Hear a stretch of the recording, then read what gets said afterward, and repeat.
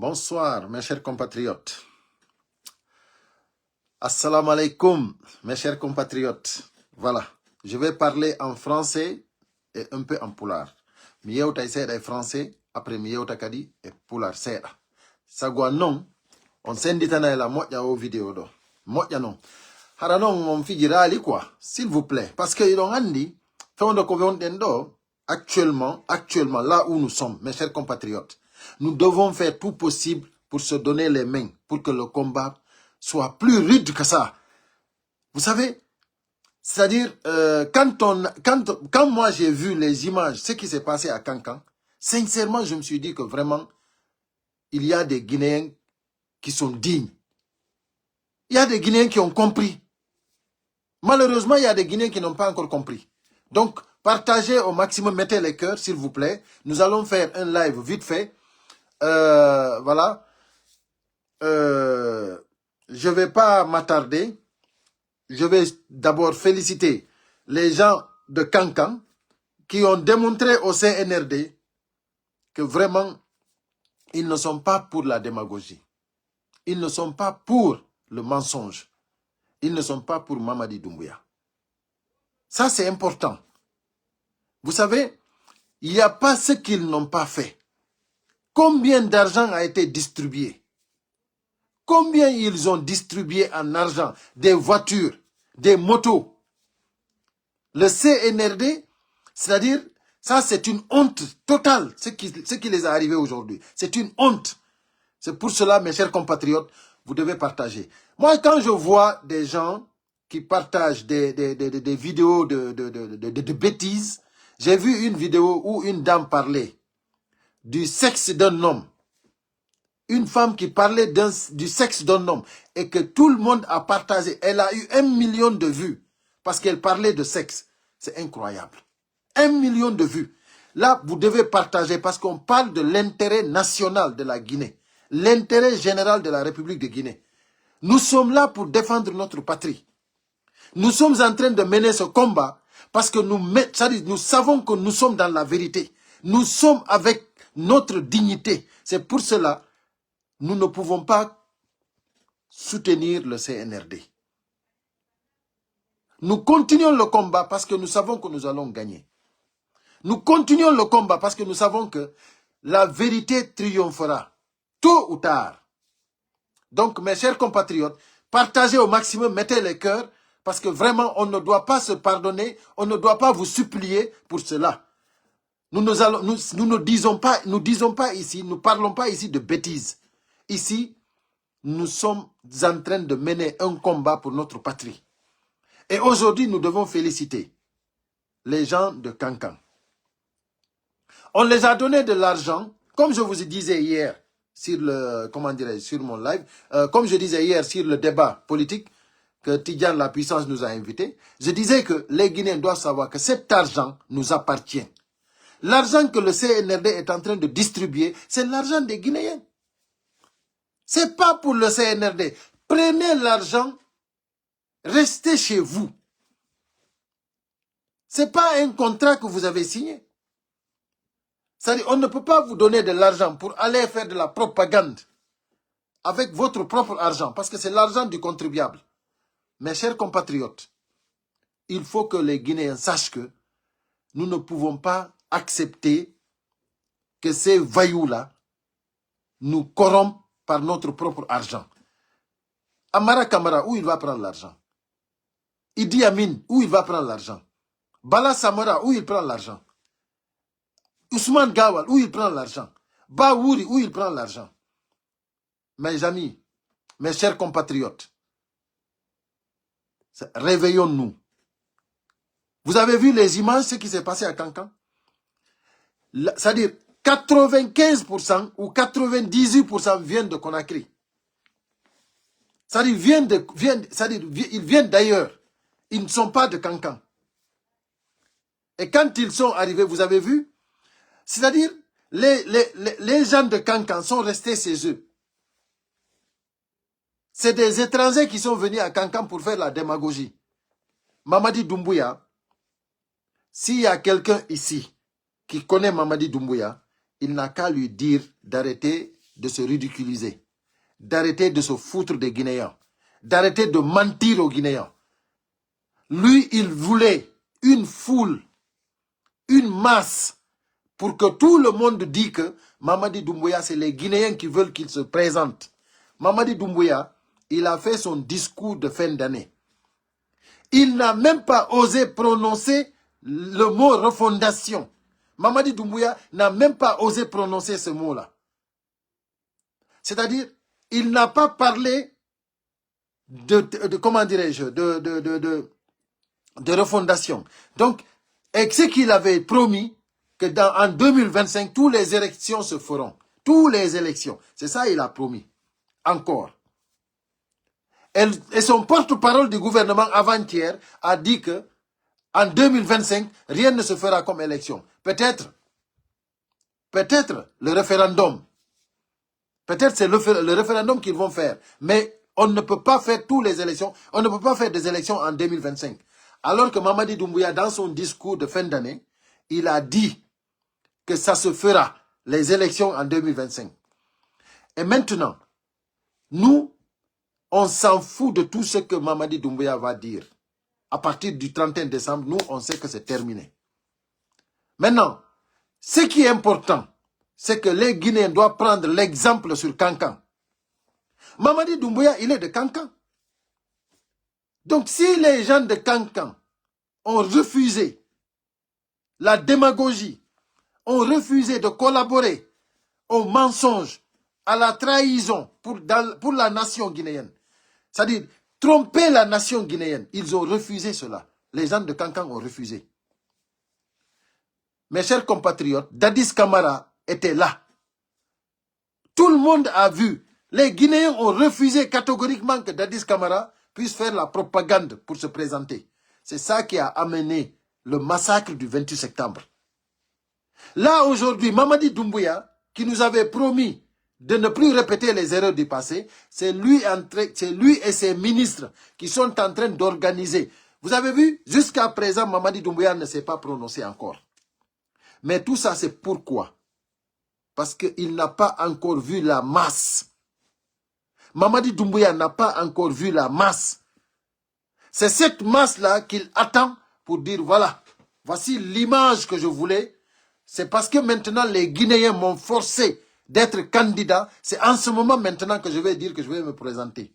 Mamadi Doumbouya, actuellement, il n'ose pas dire qu'il va se présenter. Ce sont ces ministres farfelus, ce sont ceux-là qui sont en train de travailler, de gaspiller de l'argent pour manipuler l'opinion, pour manipuler les pauvres Guinéens, parce qu'ils savent que les Guinéens ont faim, les Guinéens n'ont pas de travail.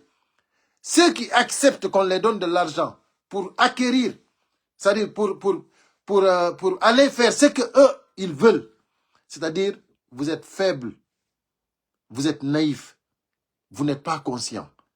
Même si vous avez faim, vous devez savoir que la Guinée vous appartient. Vous êtes le peuple de Guinée. Si on vous donne de l'argent, prenez. Mais ne sabotez pas votre pays. Parce que des voyous veulent que vous sabotiez votre pays. Non. Mamadi Doumbouya, s'il est général, c'est parce que lui-même, il s'est autoproclamé général. Il n'a pas le mérite. Mes chers compatriotes, la Guinée ne mérite pas ce qui se passe aujourd'hui. Nous ne méritons pas cela. Vous avez vu ce qui se passe partout dans le monde? Tout le monde essaye de faire en sorte que les choses avancent. Depuis que Mamadi Doumbouya est au pouvoir, vous avez vu Mamadi Doumbouya essayer de réconcilier les Guinéens? Mamadi Doumbouya qui nous avait promis de l'amour. Mamadi Doumbouya qui nous avait promis la boussole de justice. Mamadi Doumbouya qui nous avait promis de ne plus, qu'aucun Guinéen ne mourira encore pour la politique. Mes chers compatriotes, ce n'est pas la peine de s'engager pour ce combat-là. Vous allez regretter. Si vous vous engagez sur ce combat-là, vous allez regretter. Moi, je vous dis, mes chers compatriotes, je ne peux pas vous mentir. La Guinée n'acceptera pas.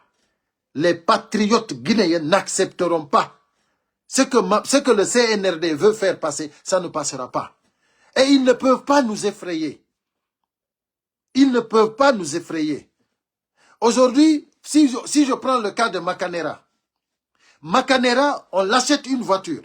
Et lui, il se dit quelqu'un qui participe à la refondation de la Guinée. Il veut participer à la refondation de la Guinée. On l'achète une voiture neuve avec l'argent du contribuable. Qu'est-ce que Makanera fait? Il présente la voiture au monde entier en remerciant le président, le général Mamadi Doumbouya. Lui, c'est son général, c'est son président général. C'est pour cela, moi, je dis que, c'est-à-dire, comment toi, tu veux participer à la refondation de ton pays et qu'on t'offre une voiture pour trahir ton peuple, pour trahir ton pays. Et toi, tu te dis un cadre intellectuel qui connaît tout. Et quand tu rentres dans la religion, avec tes hadiths que tu parles, que tu récites, c'est-à-dire, tu te fous de la religion musulmane. Toi Makanera Kake. Makanera Kake, c'est-à-dire, quand le jour que la dignité, c'est-à-dire le jour que le bon Dieu partageait la dignité, toi, tu ne faisais pas partie. Parce que toi, tu n'as pas de dignité. Makanera Kake, je t'assure, Makanera Kake, que, c'est-à-dire, ce que tu es en train de faire actuellement, ce que tu es en train de dire, avec tout ce que tu avais dit au temps d'Alpha Condé, avec tout ce que tu avais dit au temps de Cellou Dalein, quand tu étais à l'UFDG, Makanera Kake, je t'assure, même tes petits-fils auront honte de toi. Parce que toutes ces vidéos-là, c'est gardé. Tout ce que tu as récité, tous les hadiths, c'est-à-dire, toi, tu as dit, toi, tu as inventé même ce que Dieu n'a pas dit. Parce que quand tu dis, et tu redis encore. C'est-à-dire, quand tu manges, tu vomis, tu remanges encore. Mamadi, Makanera Kake. Donc, c'est une honte, même pour tes petits-fils. Donc, il faut que tu saches que ça ne se passera pas. Le peuple souverain n'acceptera pas. Excusez-moi. Hola. Hola, ¿qué tal? Bien. Estoy en un live. Cuando termino te llamo. Estoy en casa, sí. ¿Qué estás haciendo? Nada, vale. Voy a terminar en un ratito y te llamo, ¿vale? Vale, hasta ahora. Chao. Excusez-moi. Makanera, sincèrement, tu n'as pas de dignité. Moi, quand je te vois parler, avec tout ce que tu as dit auparavant, et que tu dis que tu as une conviction, mais moi, je te dis, mais toi, tu n'as pas honte? Tu n'as pas de dignité? C'est-à-dire, tu parles de quoi? En qualité de quoi? Tu as fait quelles études? Tu connais quoi? Tu es spécialisé en quoi? En mensonge, en malhonnêteté? Toi, Makanera Kake, qu'est-ce que tu peux apporter à la Guinée? Tu ne peux rien apporter à la Guinée.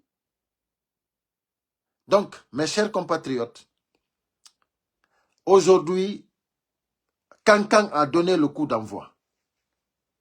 Dans toutes les régions, ça doit se passer comme ça.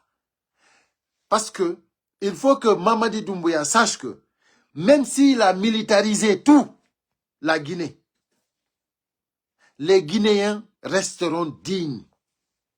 Il y aura toujours des Guinéens dignes partout dans le monde. Et ici en Occident, nous on a décidé. On va manifester successivement en Europe et aux États-Unis. On va manifester successivement. Le monde entier saura que vous avez pris la Guinée en otage. Le monde entier saura que la transition est terminée, Mamadi Doumbouya. Les sittings, on les fera pour n'importe quelle délégation des bandits qui viendront ici en Europe. On fera des sittings partout dans tous les hôtels. Mamadi Doumbouya, tu vas voir clair. Si tu penses que tu peux militariser la Guinée, faire ce que tu veux, tu te trompes. Ça ne marchera pas. Donc, Ousmane Gawal, avec tout le budget qu'on t'a donné, tout l'argent qu'on t'a donné, tu vas échouer.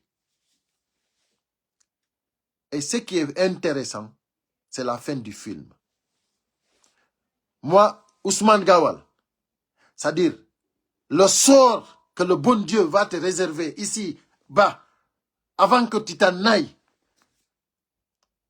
je te jure, moi, j'aimerais avoir longue vie pour voir cela.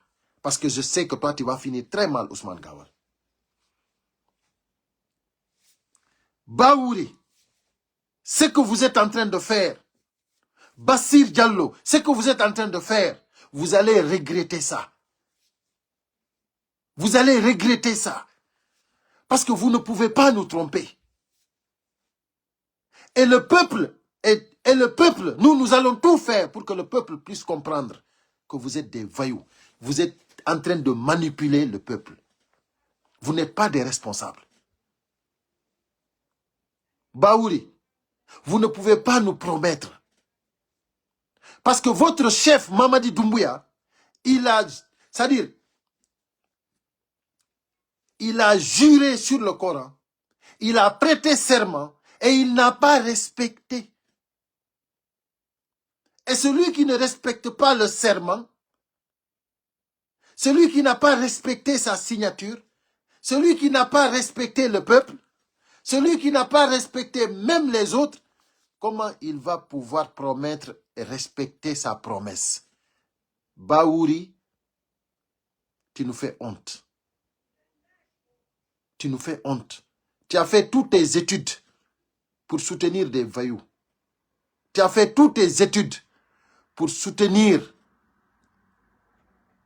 des criminels. Ousmane Gawal, toi déjà, on sait que tu étais un voyou déjà.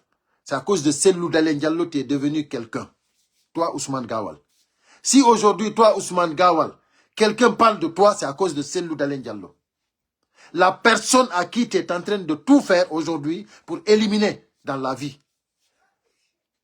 Mais Dieu est unique, un seul. C'est pour cela que nous n'avons pas peur. Et tu vas regretter, toi, Ousmane Gawal. Tu vas regretter. Parce que ce que tu es en train de faire là, tu vas payer ça ici. C'est ce que nous prions le bon Dieu, pour qu'il te fait payer ici-bas. Et moi, je crois, j'ai la foi que toi, Ousmane Gawal, tu vas regretter ça. Et le peuple de Guinée, parce que j'en parle avec beaucoup, le peuple souverain, le peuple patriote de Guinée est très fâché contre toi. Et ils ont tous raison. Vous êtes en train aujourd'hui de détruire notre pays. L'image de la Guinée aujourd'hui est détruite à cause de vous. Surtout toi, Ousmane Gawal et Baouri. Bassirou Diallo, lui, c'est un criminel. Lui, il a garanti le CNRD de tuer les Guinéens pour que lui, il puisse les couvrir. Lui, Bassirou Diallo, il a accepté ça. C'est pour cela qu'il ne dit rien. Toi, Ousmane Gawal, tu as accepté d'être le porte-parole des criminels. Et tu as osé dire ce que personne ne pouvait dire en Guinée. Le kidnapping de Fonike Mengue Biloba, tu as osé nous dire, toi Ousmane Gawal, qu'un adulte est libre de se perdre. Un adulte peut se perdre quand il veut. Toi, Ousmane Gawal, tu as osé dire qu'ils se sont perdus. Alors que tu sais la vérité.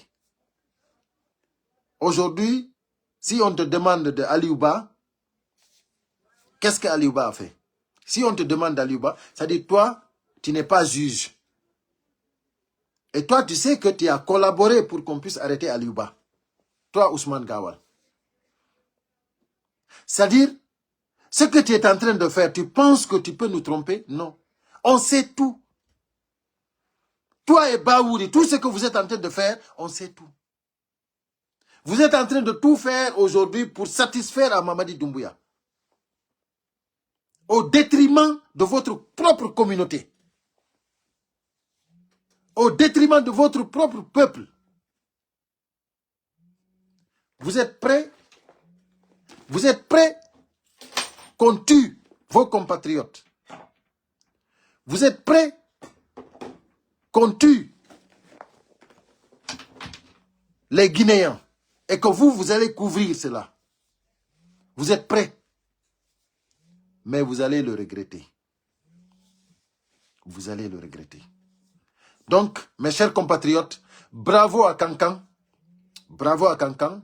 Parce que mobiliser tout cet argent, c'est-à-dire tout l'argent qu'ils ont pris pour aller donner au peuple guinéen, aux jeunes, à la jeunesse guinéenne, pour que ceux-là puissent venir faire la démagogie à Kankan. Et l'image, vraiment, a été une honte. Donc, Mamadi Doumbouya, si vraiment tu es intelligent, Mamadi Doumbouya, si tu es vraiment intelligent, bonsoir Ibrahim Souri, si tu es vraiment intelligent, arrête. Si tu es vraiment intelligent, prends tes clics et claques et va-t'en. Si tu as la chance, prends tes clics et claques et va-t'en. Parce que ce qui va venir, c'est pas bon. Vous pensez que les autres vont rester comme ça et vous écouter, quoi. Et vous allez prendre la Guinée comme si c'est une, c'est une propriété privée de votre père ou de votre grand-parent. Mais ce n'est pas possible. La Guinée ne vous appartient pas. Tout l'argent que vous avez volé, tout ce que vous avez pris, ça ne vous a pas suffi. Donc, vous voulez continuer à gérer la Guinée pendant combien d'années encore? Donc, c'est foutu. Quand on veut tout, on risque de perdre tout. Faites attention. Quand on veut tout, on risque de perdre tout. Donc, faites attention à vous. Musibian, miyawta et pular seda, simi coupa vidéo. Haray, d'abord, ko addi mi hande do, ko min ilo e la diaspora africaine, toujours ko 31 décembre, hande ko vendredi 31 décembre, 31 janvier, pardon, 2025. Aray ko addi mi do hande ko weltanogol d'abord o jama mobinobe hande Kankan. Idon andi jama no ittano Conakry. Jama bui caravane otoje feƴƴi yewgol Kankan ɗe balɗe ɗo. Caravane otoje mi innuma woɓɓe ɓen no wadde hay ɗumaji hay vidéoji ko laawol ko ɓe yata hollugol wondema hiɓe yewde Kankan iwruɓe Conakry. On yi image on yimɓe yewnoɓe ton ɓen. Hay min miɗo wawi mottidirde ɓuri ɓeɗo ɗen hara mi yew pita. Miɗo wawi mottidirde ɓuri o jama mo ɓe mottidiri ɗon. Hara noon min hay goto mi sodana veloru. Hara kadi hay goto mi sodana hay tisortum. Hara ko enkar mi jogino budget mo mi jogino on. Hara ko enkar mi jogino. Miɗo wawi mobilisude ɓuri ɓen himɓe ɗon pita. Musidɓe am, gonga ko gonga to. O yi non jama Kankan on ko waɗi ko on sukaɓe ɓen. Ɓe jonnama mbuudi, ɓe ƴetti mbuudi ɗin, ɓe jodike ko maɓɓe, ɓe salike yewde. Ko seeɗaɓe ni yehi. Awa onon kadi ande la Guinée ko on citoyen ɓe Guinée. Onon kadi ande ko on citoyen ɓe Guinée. Ɗi mbuudi wonaɗe sakitede ko mbuudi moɗon. Il faut andon ɗum ɗon, parce que son andali ɗum ɗon moƴƴana on. Ndare Sénégal ko ɓeɓe Kankan waɗi ɗo kon ko ɗum sukaɓe Sénégal waɗata. Kala arɗo jonni ɓe mbuuɗi ɓe ƴetta e mbuuɗi ɗin. On sikkude gouvernement Macky Sall on fewndo Amadou Ba wonno candidat. On sikkude ɓe senditano mbuuɗi.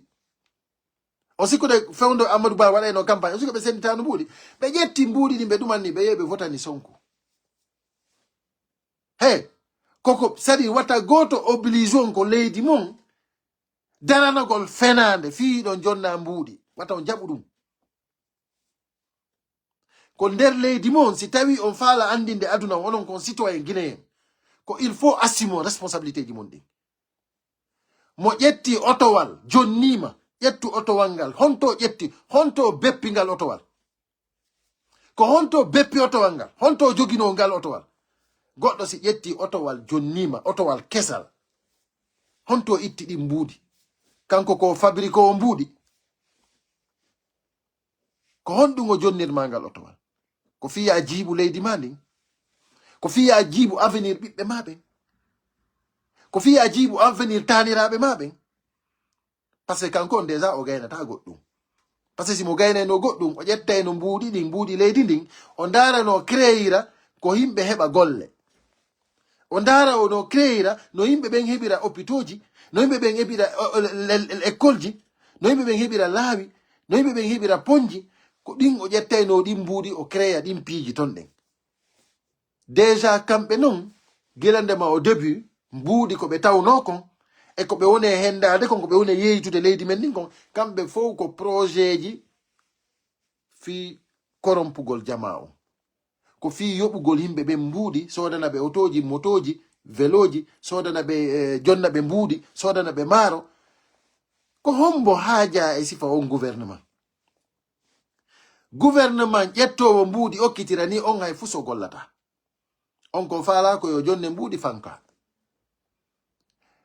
enen noon enen ko en mbaaɗi kako en dammi kako en nayi ko fi honɗum jaɓanten goɗɗo ƴetta mbuuɗi men ɗin o ara o jonna en o inna fanke kella neelan ama neelan inne jama on ko min faala ɗon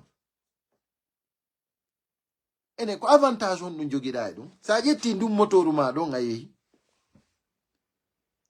ko avantage hun ɗum waɗanɗa leydi ma ndi par ce que et puis o innama kadi joni c'est-à-dire ko kanko ya innu ko kanko woni gaynowo goɗɗum c'est-à-dire faalaɓe laamu ngun ɓen déjà ko laaminoɓe gila fewndo lansana konte ɓen ɗon déjà fusɓe ɓokkali c'est-à-dire ɓen ɗon ko aybinteɓe ko ɓen ɗon non wonno ɗaɓɓude laamu joni noon ɓen ɗon noon ko ya innu ɓen ɗon ɓe gaynta fus kanko ƴettowo mbuuɗi leydi ndin wujja mbuuɗi leydi ndin sodane moto sodane oto sodane maaro sodane jonde mbuuɗi ɗin ni ya waɗi ko faalaɗa o kanko woni gaynowo kanko déjà mo andindema kanko ko gujjo professionnel ko bandi ko criminel par ce que ko jonnuma kon kay a waɗu et puis sa waɗali kadi mo sokkete kadi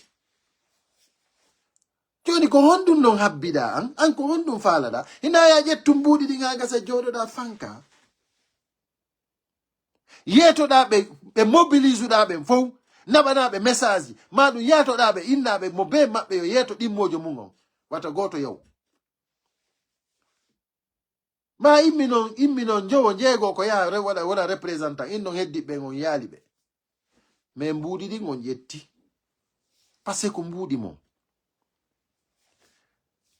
awa noon no woodi komi wawata kadi andinde en ɗo e surtout noon jeeyaɓe fuuta ɓen fou watta noon hila moƴƴa e mobilisation ji CNRD ɗin e nder fuuta miɗo faala noon yon sakitanan ɗo moƴƴa si tawi no woodi wawɓe kuppude ɗum ɗo yoɓe kuppu sah c'est bon parce que c'est important o info ɗo ko alerte c'est-à-dire ko il faut jama fuuta on fof anda mobilisagol on ɗon fi CNRD e nder fuuta jalo on ko danger ɗum ɗo ɗon mi faalaka habbagol han danger on han fettoya si mi wowla ko alerte mi yonon e jonnude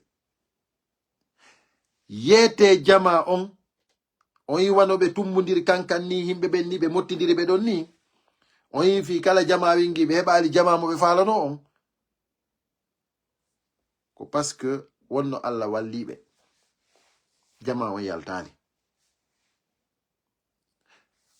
on yi o massacre waɗuɗo zéro kore wallahi si tawi jama fuuta on wattanali hila si jama fuuta on wattanali hila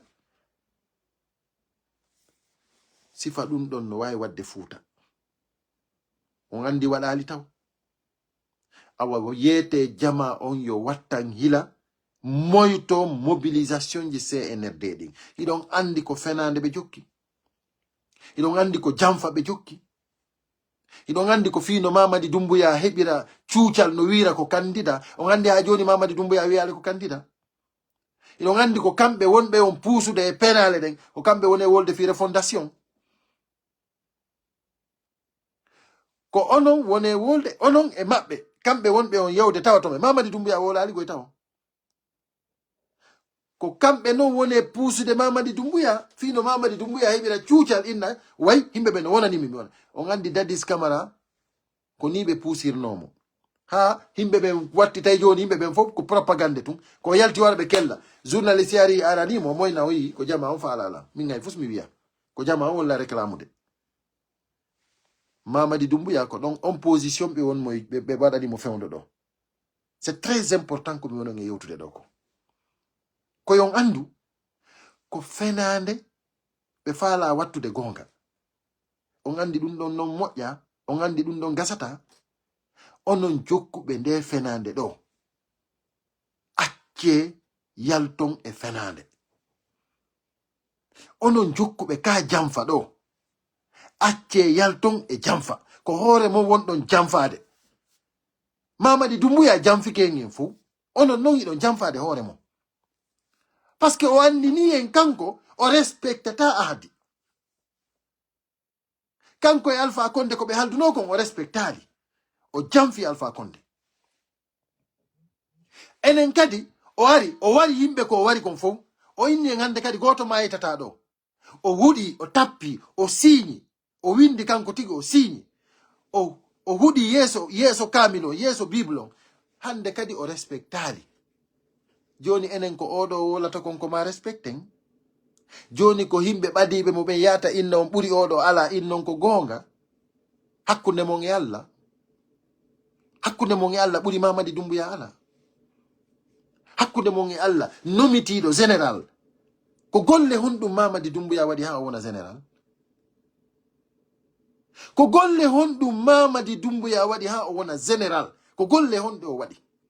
Ko honto defandi lagine. Onon o génération jokkuɓe ɗo Mamadi Doumbouya fo hay goto mon yaali ko Guinée yalti ɗo. Guinée woni en guerre.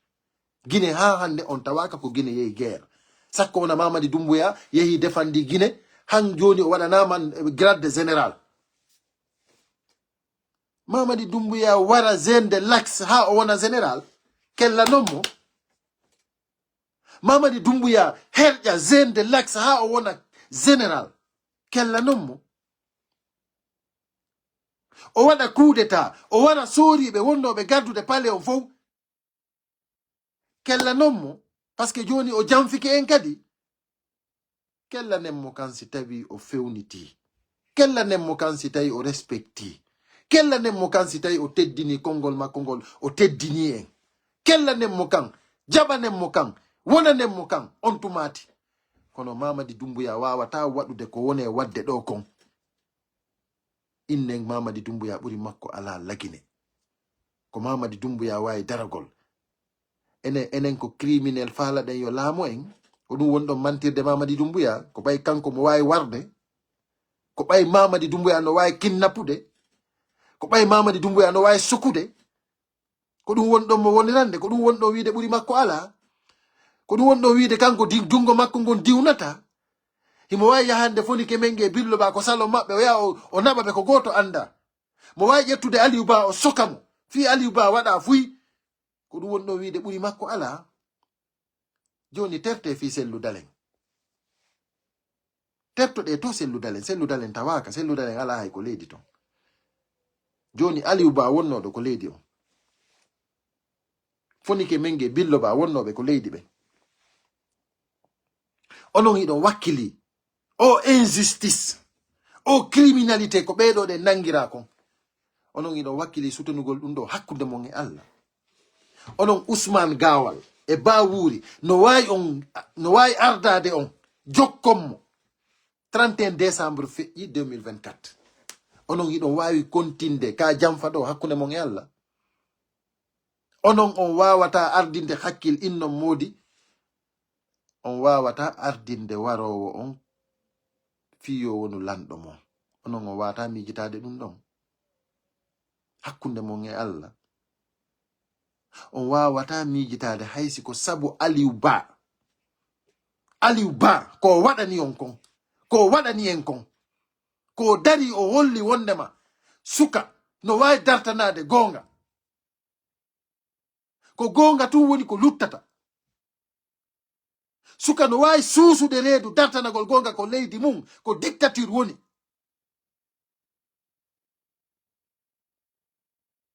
Aliou Ba sabu makko on onon jokkuɓe Mamadi Doumbouya ɓen fop on heɓay hakke makko onon jokkuɓe Mamadi Doumbouya ɓen sabu Aliou Ba on heɓay hakke Aliou Ba parce que hay fus o waɗa on sina o holli on wondema ko ngol laawol ɗo duwaɗen jokkude fiyen waawu heɓude ko leyɗe heddiɗen fof heɓi évoluide ɗen leyɗe jogiiɗe jamɓe kisie e newende ko mum Aliou Ba ko ɗum holli on en tant que jeune joni on andi hina fi sellum yolani on Aliou Ba tum mi ƴetti ka makko on tum ɗum ɗon no doit on yonude en tant que citoyen d'un pays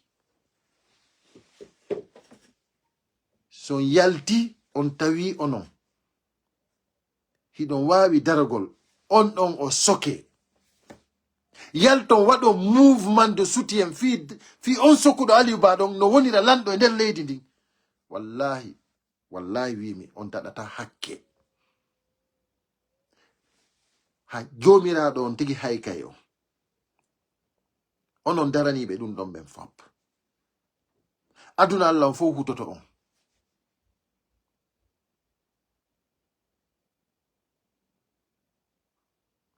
aduna Allah on fof hutoto on musidɓe am haray ko mi wawata en andinde ɗo fi raɓɓindingol nde yewtere ɗo mi toriki on mi jeeji on wata goto innu Mamadi Doumbouya e CNRD no prometi ɗum promesse ji maɓɓe ɗin fof ko simandu 2040 ko ƴettugol mbuuɗi ko ɓe yeeyiti leydi men ndin kon ɓe senditana himɓe fiyo ɓen kellanɓe ko ɗum ɗo woni ko ɗaɓɓude musidɓe am onon on hiyali hay bon on bambeto échangeur on bambeto hay ɗum ɗon ɓe ñaami mbuuɗi mum ɗin enen musidɓe am onon on yejjiti CNRD waɗi réquisition des banques sadi ɓe ƴetti mbuuɗi ɓe ñawli plus de 7000 milliards de francs guinéens kako 6000 non pas 7000 mais 6000 milliards de francs guinéens e musidɓe am hay chiffre ji ɗin no metti yewtude min hari mi yaali ko gouvernement waɗi réquisition des banques ƴetti mbuuɗi ɗin inni ko fi projet fi ko gollira projet ji fi ko golliranayi wano laawi wano laptaneji wano ɗum enen musidɓe am hay tawi ko hawri ko goɗɗo mo ala expérience mo ala fus so jonnama wano ɗin mbuuɗi ɗon fof fi gollugol e nder lagine wallahi batte hiwde sadi kala hiwnoɗo lagine ndaara eno tawa lagine change onon on landatako on positatako question ji kon to ɓe waɗi ɗin mbuuɗi fof projet simandu on ɓe jonnama 18 milliards de dollars ene onon on jooɗay on joodoto ɓe ƴetta ɗi mbuuɗi ɓe sodana on otoje ɓe sodana on motoji ene ko ɗum woni avenir ɓiɓɓe mon ɓen ko ɗum woni avenir mon onon e ɓiɓɓe mon e taniraɓe mon hakkunde mon e Allah ene onon on wawata wigol wondema ɗum ɗo ɗen hina nafata en min hande si CNRD soda nilan otowal jonni lam mbuuɗi mi jaɓi mi ƴetti otowal ngal mi jaɓi mi jokki e wallugol ɓe ɗum ko honɗum nafatanmi ko honɗum nafata leydi andin awa musidɓe an ardinen hakkil awa mi gaynitora ɗo yeruɓe yimɓe wonɓe waylittude dolokaji muɗum haral ba hanki hiɗe wondi hande en wonda sifa wano paykun saare en e sifa wano ɓen exemple ina paykun saare ton ko exemple ɓay joni ñanden en yi Agi le King ɓay o yalti ko pay kon sare wonno yaltude inna yo fo accitumo yo fo désabono ko page makko ɗum ko pay kon sare wonno wolde ɗum ɓay asile king yalti ko page yalti UFDG o saboti ɗon asile king balɗe fuu himo jokki mo inna oɗo ɗen ko traître jo ko naatiɗo ko yalti yo yimɓe ɓe fof désabono hande noon kanko kadi o tawtoyi asile king joni jama on noon wata jama on kañum kadi yewte ko duwa waɗude kon musidɓe am kala faalaɗo waylitude doleke mum o yo waylitumo fewndo min sagu an nde Mamadi Doumbouya no yanawo hara waylitoɓe doloke ɓe fof wayliti hara en andi ko homɓe tuuta ñanta ɓenɗon on fof yo Allah hollu en ɓe si Mamadi Doumbouya yana par ce que tuutowo ñanta on en duwaka wondude makko hande kadi so yi président Cellou Dalein Diallo taw hewtugol ko pale ɓe tampifi mum ko parce que ko tuuta ñantaɓe buy wonno takko maɓɓe mais cette fois ci yo Allah wallu en ko victoire wonɗen heɓude parce que mi andini on président Cellou Dalein Diallo détermination makko on min ko ɗum haɗi mi mapogoy parce que il est vraiment déterminé président Cellou Dalein Diallo il est vraiment déterminé donc ɗum haɗi min mi mapaki ko mapinaynolan ko simi ndaari mi tawi kanko o laashi simi ndaari kanko o jamfike mais il est plus déterminé que jamais ha hande mi yaali président Cellou Diallo bimi fuɗɗimo hiwde mi meeɗamo hiwde comme no mi wonmo hiwde fewndo ɗo ni comme no mi wonmo e nanirde fewndo ɗo ni wallahi mi meeɗamo hiwde noon ça je vous le garantis hein. Donc awa haray ɓe wonɓe tutugol ñanta Allah yaltimɓe meɗen ɓe fof maɓɓe min fewnɗoɗe ni min mi haalanayi on ko laaɓi pos si tawi min tigi mi janfoto on tore Allah yo mi janfo on ado Mamadi Doumbouya yanude par ce que si Mamadi Doumbouya yani ko honɗum heddi yetelan ko honɗum heddi ɓe yoton ɗo fof ko hombo lammini ɓe Mamadi Doumbouya yan liɓeteɗo on si o yani ko hombo lamminimo donc awa komi haalal ngol on yo Allah wallu en janfotoɓen fof yo janfo ado Mamadi Doumbouya yanude janfe tuute ñante ado Mamadi Doumbouya yanude mi toriki Allah mi fattiki Allah yo yaltitu on fof on fof moɗon meɗen faala on hiwde parce que vraiment men tampi hande kadi men ronki tura woña ɓoyla on men ronki few wallahi Allah yaltigon e amen onon tuutoɓe ñanta ɓen fof Allah yaltigon e amen no ɓuri yawirde wallahi si tawi min komi janfotoɗo Allah yaltinan e moɗon ado Mamadi Doumbouya yande parce que sina ɗum ɓadoytoɓe Cellou Dalein ɓen fof ko tuuta ñanta kadi yo Allah taw hara nde Doumbouya no yana ɓadoyteɓe Cellou Dalein ɓen fof hara ko himɓe jogiiɓe détermination ko himɓe ɓe tutata ñanta himɓe jogiiɓe conviction mi toriki Allah mi fattiki jomiraɗo on si Mamadi Doumbouya yani yo taw hara tutoɓe ñanta ɓen fof yalti e meɗen mi toriki Allah mi fattiki jomiraɗo on si tawi min iloba miɗo tawate mi tawete ɓen Allah yaltinan e parti on ado ɗum ɗon hewtude par ce que Cellou Dalein Diallo mérita ɗum ɗo few Cellou Dalein mérita sifa ɓe yimɓe ɗo few Cellou Dalein vraiment ko woni heɓde ɗo ko wallahi o mérita ɗum ɗo yo Allah faabo noon wonno ko sadakaji ɗin woni jabade ko ɗum waɗi min ko noon mi famirigoy sadakaji ɗi woni jabade so yi sifa on manditike ko Paykun Sare saboti ɗo ɗe Jani Alpha Paykun Sare saboti ɗo Jani Alpha o Jani Alpha no wondi e CNRD ko ɗum waɗi Jani Alpha vraiment a holli dimo ko dimo tun quoi wallahi dimo ko dimo tun hande kamɓe wonnoɓe sabotude ɓen ko kamɓe wayliti doleke maɓɓe, ko kamɓe tuuti ñanti. C'est incroyable. C'est incroyable. Mais kono non, enen ɗum ɗo ko victoire men, c'est notre victoire. Ɓe tuutuɓe ñanti ɗo fof ko victoire men. Honɗum mi nani goɗɗo no inna wo wawa noon c'est-à-dire selludale yani wo payko sare fof yalti sabotimo, yalti zéro. Mi anda e hombo kadi yalti sabotimo. Wimi awa oɗo kadi no wawi oɗo kadi wawata analyse. Paykum sare ko honɗum si paykum sare si yenni selludale ma ɗum saboti selludale ɗum kon kere Ousmane Nielo yennali selludale duuɓi jelu. Emba woɓɓe no wawi analyse ji bidon. Paykum sare ko hombo ko onon waɗi paykum sare goɗɗo, onon aboniɓe e page makko ko onon waɗi mo goɗɗo. Son désabonné ɗo joni il est zéro, il est rien. Il est quoi? Il est quoi?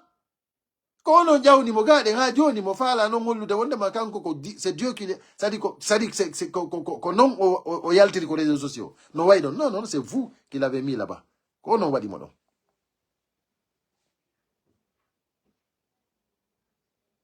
Donc awa kanko hande Madik Sans Frontiere Aji le Kinge ko nanduɗi wiridata.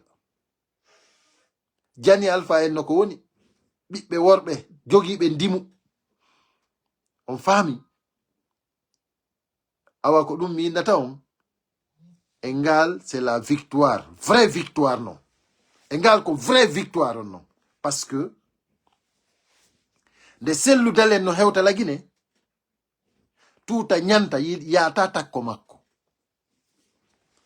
Tuuta o ñanta on haray c'est terminé, haray ɓenɗon on fof ɓe waynodiri mum. Parce que Mamadi Doumbouya il va tomber.